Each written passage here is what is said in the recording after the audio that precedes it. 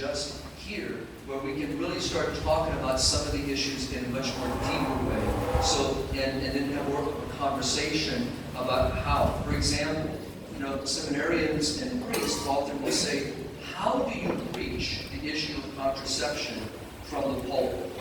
How do you bring that into a conversation? Maybe some here are working in any way with young couples, or maybe some of the couples in the community and who have never heard about natural family planning, or never heard about what responsible parenthood means, or what it means to be pure. And Dr. Guy yesterday didn't use that language with me, obviously because it was such a sharp. But there's also chastity to be chaste in marriage. So it's not just chaste, as a single person, obviously. So how do we bring that conversation in? Well, we know that many of them have never heard this kind of language. So how do we bring that in? So that today there's no way we could do that in a short period of time that we have. But a lot of times, priests will say, how do we become active? When did you start this, Father? Matter of fact, yesterday, some of the teachers came up to me and said, Father, how long have you been involved in pro-life work? Well, we're all pro-life, all right? To be Catholic is to be pro-life. At least that's the way it should be, all right? So, but for me, being raised in a very strong Catholic family, I was very fortunate to be privileged to be raised in a fortunate situation of a family where God and family were primary. All right? Some of you already know this, but for example, I have a very large family. We tell people who marry into the French bouquet family, we are a very fertile family. All right? My dad himself is one of 20 children. 17 that survived to birth. My mother is one of 14 children, and again, 11 that were able to survive to birth. My dad's dad was one of 13 children. All 13 had at least 13 children. So my mother was told that she couldn't have children. Here I am. So my mother and father have the smallest family because she apparently must have had some issues with being able to conceive. I came along pretty quickly, but my only other sibling, at least that survived to birth, came 8 years later. So we're the smallest of the nuclear family, but we have such a large family. But we live near the church. And so everything revolved in the parish priests were always in our homes, always. They would come and have coffee, they would come and visit with my grandparents. So we always saw the priest. And I lived with my godmother. My godmother, who was a saintly woman. I owe her a tremendous amount of gratitude for my upbringing. She died when I was 12 years old, which is very sad because I sadly missed so many more things I could have received from her. But I lived with her because her husband abandoned her 2 weeks after they were married. And she never saw him again. He just disappeared. And some people say he was murdered. They don't know what happened to him. But she lived a saintly life. She lived right next door to the church. She went to daily mass. She was just a saintly lady. And I lived with her until she died. So I grew up literally with her because she was got up in years and she couldn't stay alone. So I got every day. I was taught there was no TV. All right, we prayed. She taught me my prayers. Why I love Christmas so much is it really goes back to her. I learned all these wonderful Christmas, not only Christmas hymns, but secular Christmas pieces. I mean, it's ingrained in me. And she was again an influence. That's why the nuclear family, the sanctuary of the family, what is instituted by God is the answer. And that is why everything that we're doing, you're doing, I'm doing, is trying to protect our families, to build the family, and to see. I mean, Dr. Lagaya's story. She comes from a very large family. She wasn't raised like in a very wealthy family. She came from a very poor upbringing. But her parents made sure that the faith, God, and family were central. And this is where they grew and they were nourished. And we all know that, sometimes even within those nuclear families, that sanctuary, that womb, that some kids stray. I mean, I have it in my own family. When my grandfather, my dad's dad, he was the last of his 13 siblings. He outlived all of them. And he lived to be 97 years of age. And when he was dying, he went to daily mass. And before he died, he was telling me, he says, I'm so disappointed in my family. And he was saying is that what happened was so many of his great-grandchildren, had succumbed to the secular world. And it bothered him. It bothered him deeply because he worried about them. Some of them were just living so contrary to the gospel. And he says, this is not my family. This is not the family I raised. And so it bothered him so deeply. And I hear that same message from grandparents around the world. Father, pray for my children. My children are away from the faith. Father, pray for my son. He's divorced now. Father, pray for my grandchildren. None of them go to church anymore. Father, pray for my children, my grandchildren, not even baptized. Father, you hear it constantly around. So we need to realize that the family is wounded. And the family is the answer. Because God instituted the family. It is where God has endowed. So where's the first school? In the family. Where's the first government? In the family. Where's the first, hospital? In a family. Where's the first triage center? In a family. It all starts in the family. And that is why we have to exhaust ourselves to protect the family, to talk about the family. But let's be honest, many of our people don't know what a family is. Okay? They know what it looks like. All right? You have a man, you have a woman, they have relations, they have a child. They speak of it in a secular way. That's not the family. What's the family? The family is a sacred institution. It's a sacred institution. What does that mean? How do we teach that? See, that's what we want to do when we spend more time, is how do we preach that language? Because they don't know that language. They don't understand that language. They have a father that's abusive. They have a husband that's an alcoholic. They have a father that they haven't seen in months. The children are not even, there's no food, there's no clothing. They don't, I look at, that's why I never compare, nor should I ever compare my upbringing to anyone. All right? Because each one is so unique. But think today in the Philippines, as I shared yesterday, think of how many families, how many dads, moms, leave their children early in the morning to travel great distances to make a few dollars, and barely the few dollars pays for anything. They leave in the morning when their children are sleeping, they come home in the evening, their children are sleeping. That's not what God wishes for His family. All right? And so how do we bring back, if you will, an understanding, and not from nostalgia. I'm not talking about something nostalgic here. We're talking about something that's the same truth yesterday, the same truth today, and the same truth tomorrow. God instituted the family. So we as a church, and this is interesting, Cardinal Sarah in his book, The Day Is Now Far Spent, speaks of the bishop as a diocese. So here, in this diocese, archdiocese, Archbishop Sarah needs to see himself as the father of a family. And everything he does should be governed by that simple reality. That this is not like any bishop, this is not a position. Yes, it is. Yes, you have an authority, absolutely. We know that you have the 3 principles of sanctify, govern, and teach. We know all that. But you are the papa, all right? You are the father of a family. And everything you do in your governance and the sanctification and teaching needs to be seen in that way. You are the father. And so we need to see ourselves in the same capacity. That every little parish, every little apostolic community, every convent, monastery, this is a family. And we act and live in a family. Why? Because we're made for family. We're made for community. Even contemplatives live in a community.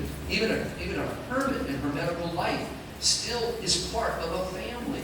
We're not little individuals. This is the problem in our culture today, that people act like little individuals. For example, when I was a younger boy, in my neighborhood, everyone knew each other. First of all, they were mostly all family, all right? So when we were being raised, we never had to worry about how many, we need to go find people to play soccer, or football, or basketball. We had more kids than you could need. We had our own intramural sport program. Your family against our family, because each one had 10 kids or 9 kids. Well, this is the way it was. But today, people don't know each other in most communities. communities.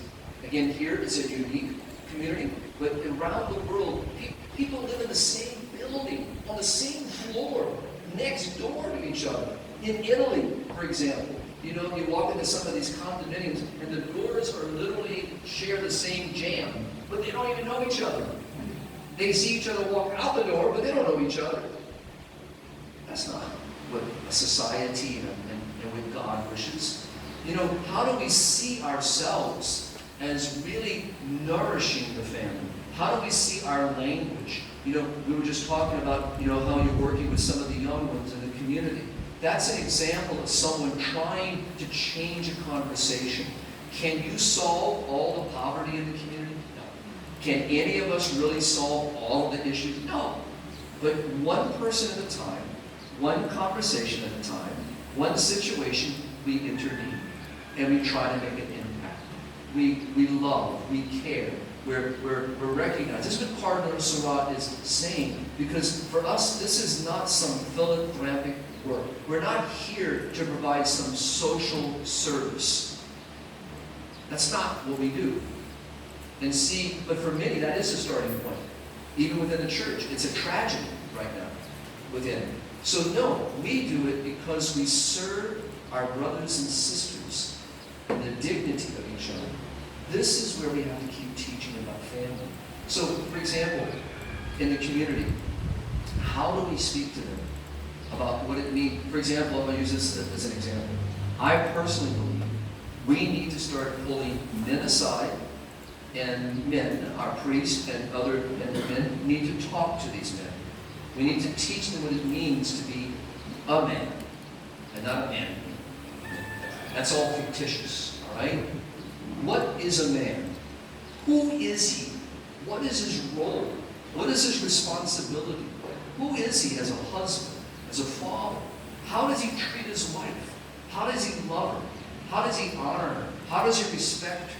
What does it mean to read Paul's letter to the Ephesians in 5:25 and hear that a husband is to love his wife as Christ loved the church? How many of these men have heard that? How many of these men have ever had anyone sit down to them and talk to them about what it means to be man? How many of our ladies have had anyone sit them down and talk about what it means to be woman? What it means to be a beautiful creature of God, like man? What does it mean to be not only woman, but wife and mother? What does all that mean? How should she be treated? How should she treat her husband? What is all this about? My grandmothers, in a way, think about this. No one here is married. Anyone married here? Except Dr. Brian and Gaia? Anyone else married? A few in the back. Okay, now, could you stand up for me? Just by a second. I won't embarrass you, I promise. All right? But I want you to think, for those that are married, Gaia, would you stand? Sandy, why don't you come up to the front? Sandy? Right, would you stand? Now, and I see another young couple in the back. Awesome. Now, Sandy, come up here for a moment. Now, what I want you to think with me, all right? And this is something for married couples, right? For each of you to think. Now, I'm going to use Sandy and Magaya, all right? Just for a moment. So, if every waking moment of Sandy's life, every moment, as a man who is himself, as a man of God, as a man who knows his need to be saved, as a man that is striving to be holy, as a man that realizes his complete dependency on God, and as a man that knows that in his marriage that God has blessed him with the gift of this vocation, as a man who knows that his vocation also means his servanthood to serve. So every moment of Sandy's waking day, he thinks of her good. Her good. Now, what I mean by good, that doesn't mean that she drives a Bentley. She could. But it doesn't mean that's what he's waking up thinking about. It doesn't mean that he has to make her on a pedestal somewhere like she's some queen, but he can treat her as if she is, of course. But everything within him, every husband, is seeking her good, her well-being. Now, what does that mean? In other words, her salvation. Everything that he does, all of his decisions, all of his words, all of his actions. Now, flip it over.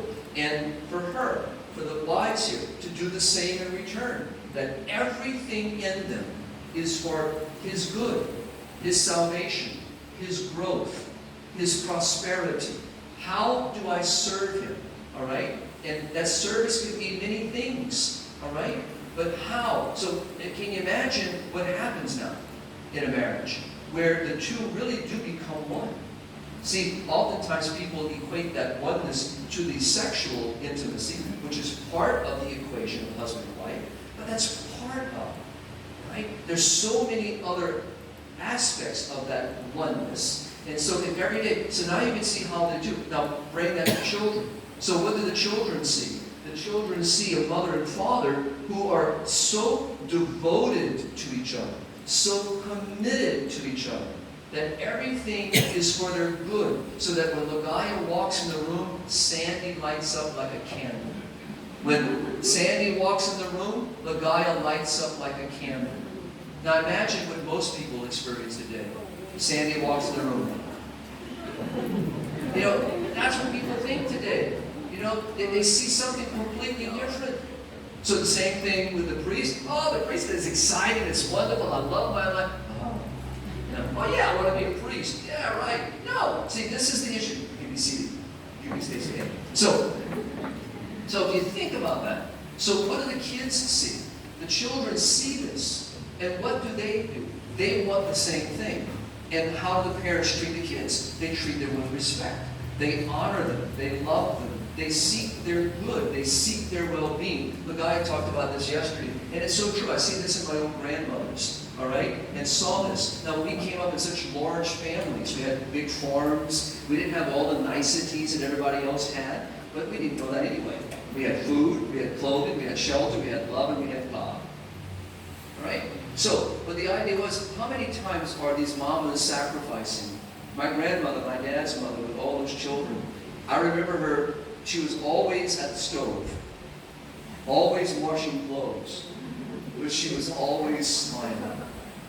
Always. Now, that doesn't mean every moment, okay? I didn't see every moment, all right? There's no doubt there must have been moments when she wanted to, do that.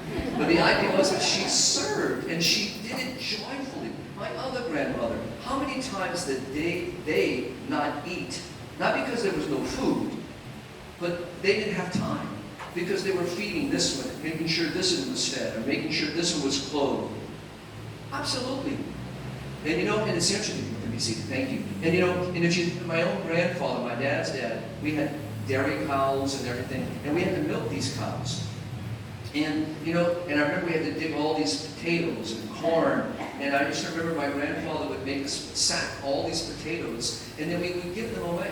And I, as a typical teenager, all right, thinking he knows it all. Well, look, it's hot. Potatoes grow in summer. It's miserable out there. All right? Why don't you have so-and-so come dig her own potatoes, and they can hit that like whack behind the head. Go dig those potatoes and bring them. Today, I fully understand what it's doing. Completely. It makes sense to me today. All right? But that's why parents are trying to shape. That's why they're their first school. That's why they're the first hospital. They're the first moment of government. It's in the mom and dad. This is what God has instituted. And that's why, but people don't see that. They don't see it today. And it all depends on where you, what country, what culture, what ethnic background you're coming from. So, but God universally established the family. So I would say to us, we have to start thinking, all right, as servants of the family, how can we do that? Here you have your apostolic work. You have your learning. Our seminarians are unique, just like our postulates and those who are discerning. They all have a different responsibility right now, and you have to focus on that. But the rest of us who are already committed, or maybe in simple vows, moving to perpetual vows, and already ordained, our path is set. And so we have to look at how do we serve in the capacity of where we have been sent. Even teachers in the seminary have to see this, that they are preparing soldiers, right? To go out and serve the family. We have to see that. Just because, a professor, priest, who might be in a seminary formation for 20-something years and never, quote, be in a parish or be in a hospital, still has to see this, as the bishop has to see it. All of us have to see it. In other words, every one of us has to see that we're preparing people to go out and serve the family. I personally believe with all of my heart, get the family right, everything else falls into place. This is what Pope Benedict talked about so often. He called it values of the gospel. He talked about it as building blocks. I do the same thing, done it for all these years. It's building blocks. What do parents do? They're helping create building blocks. So when a baby is a baby, a newborn, what does the baby know immediately? The baby knows love. The baby knows care. The baby can't explain. The baby can't articulate. The baby can only do and understand that when he or she is placed in, especially in mom's arms, they know the voice, they know the sound, they know the heartbeat, they know the smell. They know this. This is comfort. What happens as the child begins to grow?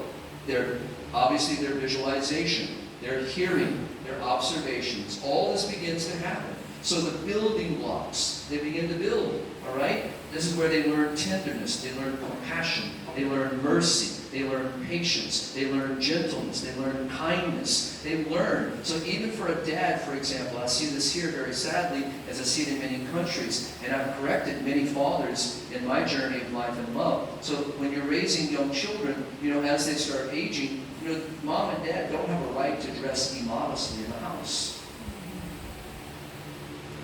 Put a shirt on, right? Put some pants on, my goodness sakes. Your children are observing. Why? Because you need to teach them what modesty is. You need to teach them what respect is. I mean, every time you walk around and you slap mama on the rear end, okay, yeah, there's some nice passion there, and you love your wife, but you got to make sure that they understand what you're doing. She's not an object. So they learn things. They're observant. So how do we build those building blocks? How do we teach them, for example, a family who understands what it means to serve?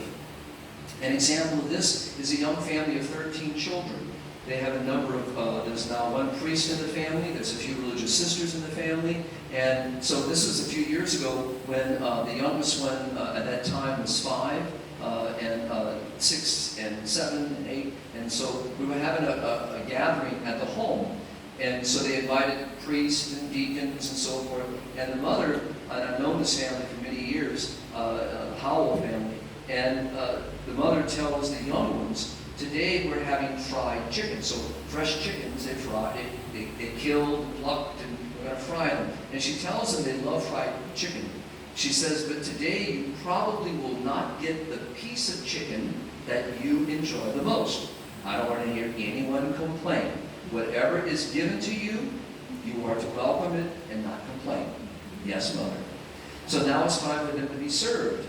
And so they come up in the line, and the mother takes, I don't know what piece it was, let's say it was a wing, just make up a name, and she puts it on, let's say, the 8-year-old's plate. And he says to her, Mom, not that piece. And she says, no, what did I say to you? Oh, no, Mom, whatever you give me will be fine. But I know that's the last wing in the dish. And he points to his 5-year-old brother, but that is his favorite piece. Give it to him. You see, when we sat down at the table, you just didn't put food on your plate. You have other people. Now, as a kid, you're not thinking about that, but where do you learn that? You learn it from your parents. You learn that you have to be sensitive to everybody else in this house. For example, in my dad's mom and dad's house, they raised a family in a building no bigger than this. All those kids were, I'm telling you, I'm serious, this building is not much bigger than my mom and my grandparents' home. There were no doors on any of the interior built walls except the bathroom. The bathroom was located right next door to my grandparents' bedroom. And I remember telling my I'm going to say this respectfully, but jokingly, it's a true story. I told my grandfather one day, I said, "Papa, I got a question for you. How in the world did you and Mama make all those babies with no doors, no privacy, everyone walking by that one bathroom all day long and night long?" And he just smiled. You just had to be creative.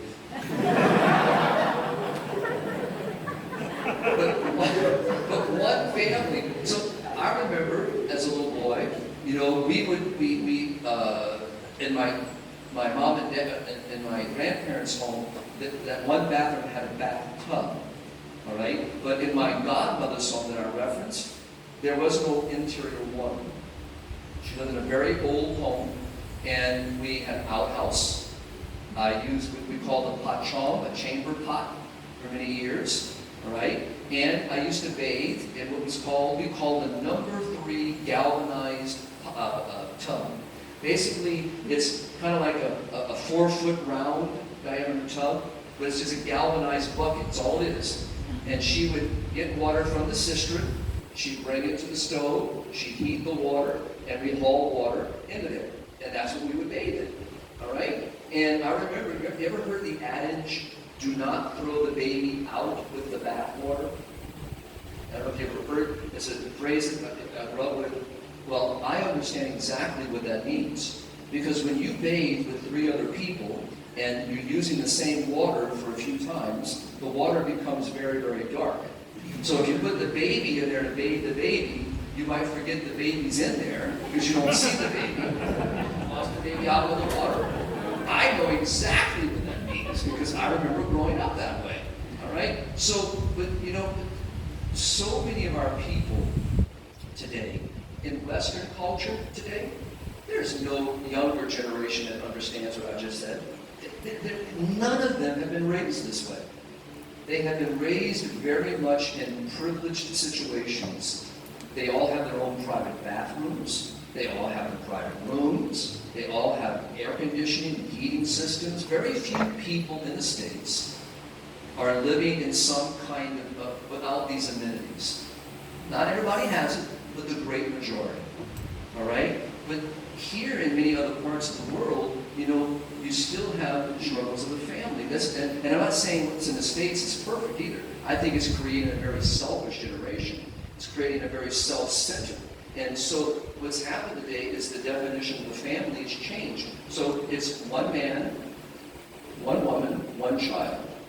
All right? If it happens to be one man and one woman, they might not even have children. They have a dog. People are replacing children with animals now. All right? Right? We have a dog. We don't have a child, we have a dog. We don't have a child, we have a cat.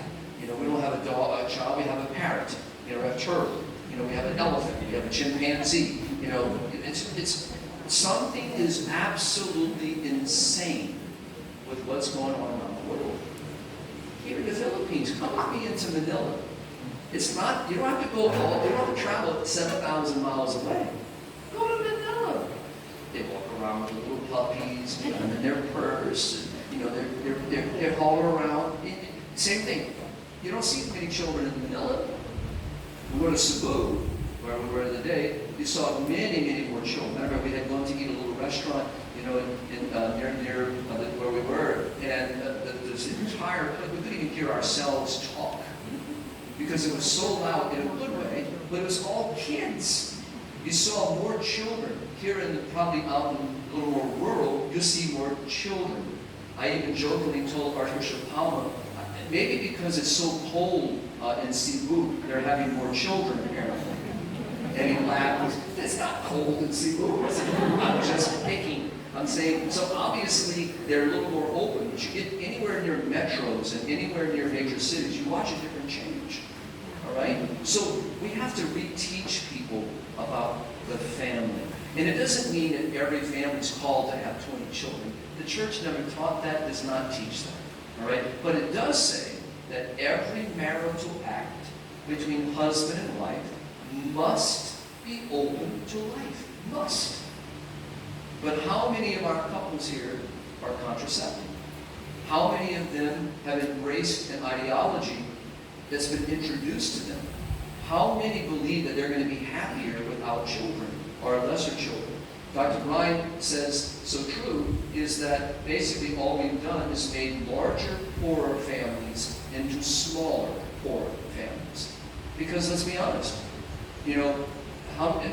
clean water, electrification, infrastructure, health care, good educational centers. That is not common across this country. How many Filipinos don't have access to clean water? Why are we drinking constantly from bottled water? Why are we not drinking from the tap? Why do we not trust the water supply? Why don't we have clean water? Why are certain families having to walk a kilometer or two every day just to collect water? Why is there not clean water in the villages and neighborhoods? Why is not electricity common? These are the things that we need to start asking. How do we support the family? So let's do a little pretend, okay? Sister, can you come up here for a moment? Come see for a second. Wonderful, look at that beautiful smile.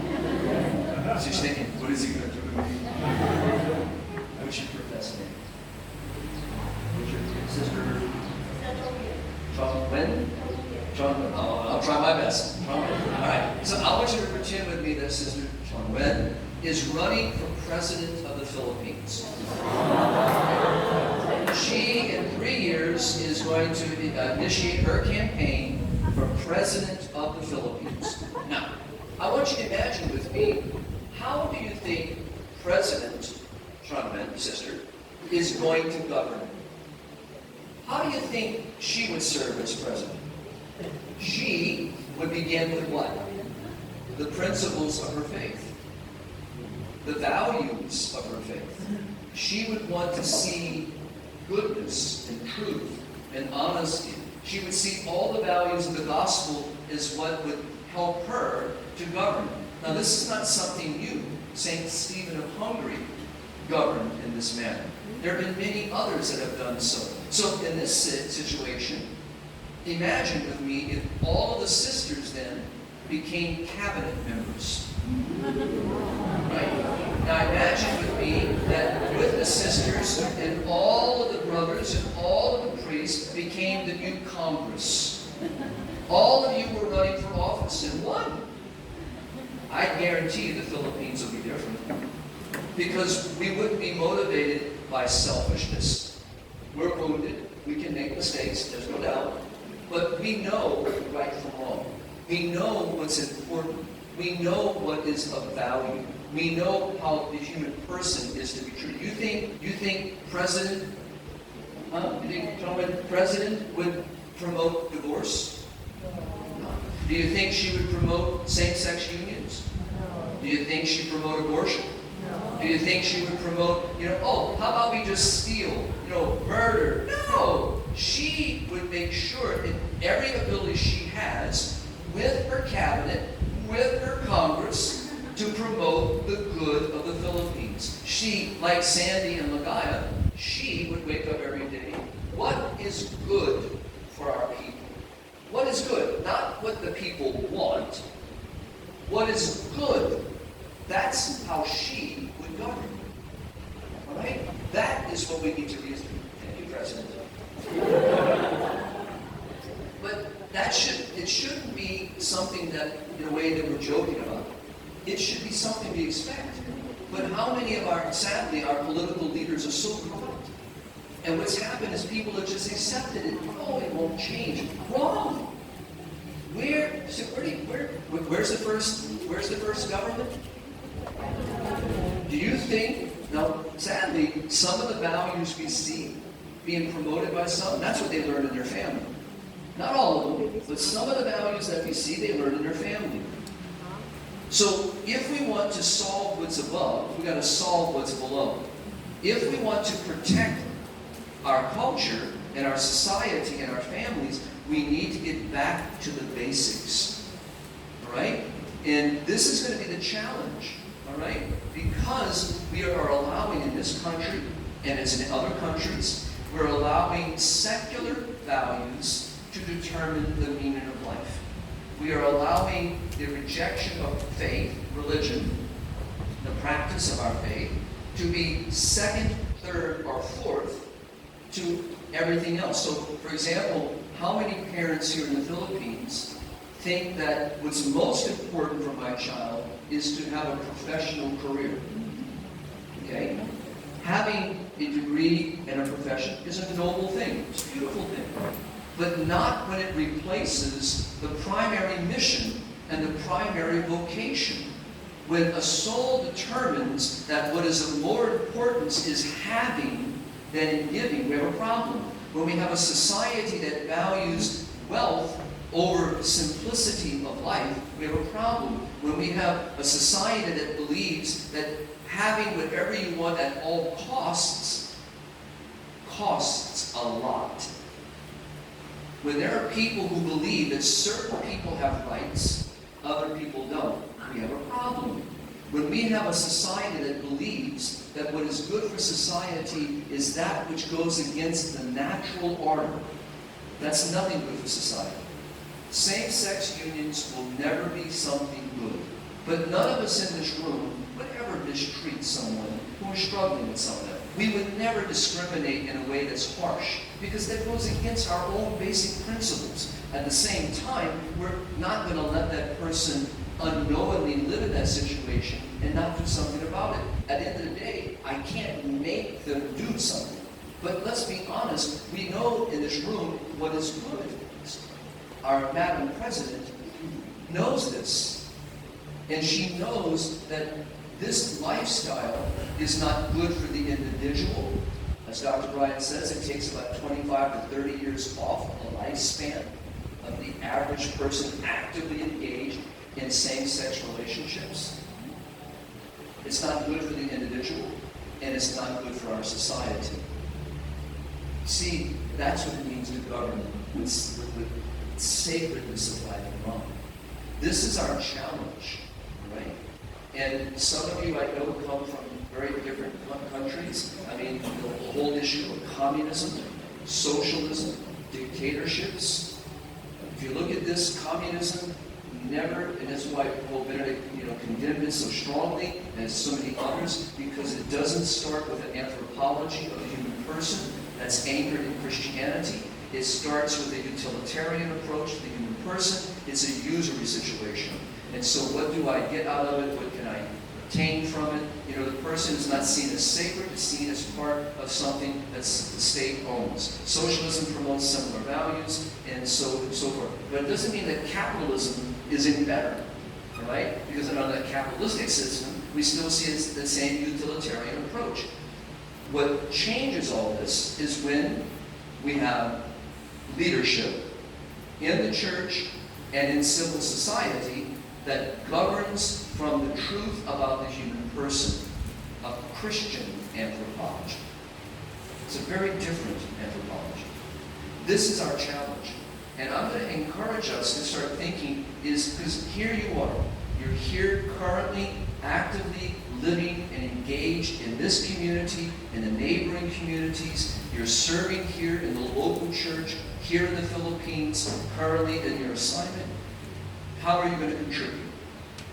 To the seminarians right now, I'm going to give you some homework assignments. All right?